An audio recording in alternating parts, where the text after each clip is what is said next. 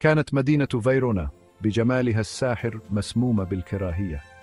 عائلتان آل مونتيغيو وآل كابوليت غارقتان في عداء مرير، كراهيتهما عميقة والعنف يهدد بالاندلاع في أي لحظة. بين آل مونتيغيو عاش روميو، شاب مشهور بقلبه الرومانسي، كان يبحث عن الحب غافلا عن المأساة التي تنتظره. في إحدى الليالي أقام آل كابوليت حفلة تنكرية فاخرة.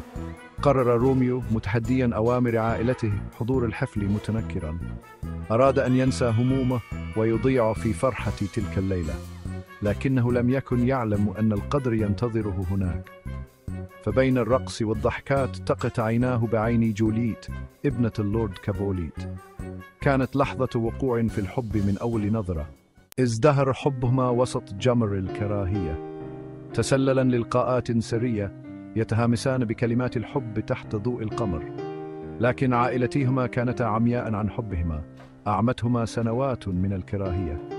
كان روميو وجوليت يعلمان أن حبهما ممنوع، سر خطير قد يحطم عالميهما، ومع ذلك تشبثان ببعضهما على أمل حدوث معجزة. بحث روميو وجوليت يأسا منهما لأن يكونا معا عن مساعدة الراهب لورانس. وافق الراهب الطيب على أمل إحلال السلام في فيرونا على تزويجهما سرا. كان يؤمن أن حبهما كفيل بشفاء جراح هذا العداء. كان زواجهما بمثابة شعاع أمل في مدينة تلتهمها الظلمات. لكن سعادتهما لم تدم طويلا، فقد ظل شبح كراهية عائلتهما يخيم عليهما. اكتشف تيبالت ابن عم جوليت وهو شاب متهور وجود روميو في حفل آل كابوليت، وبتحديه للغضب تحدى روميو في مبارزة. رفض روميو القتال يائسا لتجنب سفك الدماء. تصاعد الموقف مما أدى إلى مواجهة مأساوية قتل فيها ميركوشيو صديق روميو. بفعل الحزن والغضب قتل روميو تيبالت انتقاما لصديقه. الآن أصبح روميو منفيا من فيرونا مفصلا عن حبيبته جوليت. انهارت جوليت عندما علمت بنفي روميو ومقتل تيبالت. قام الراهب لورانس خوفا على سلامة عقلها بوضع خطة يائسة. أعطى جوليت جرعة دواء من شأنها أن تجعلها تبدو وكأنها ميتة.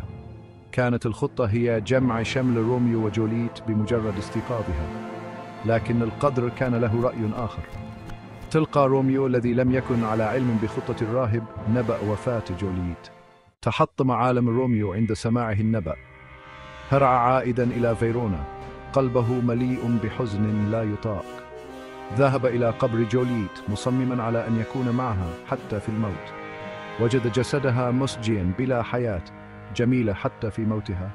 شرب السم مختارا أن يلحق بحبيبته جوليت إلى الحياة الأخرى.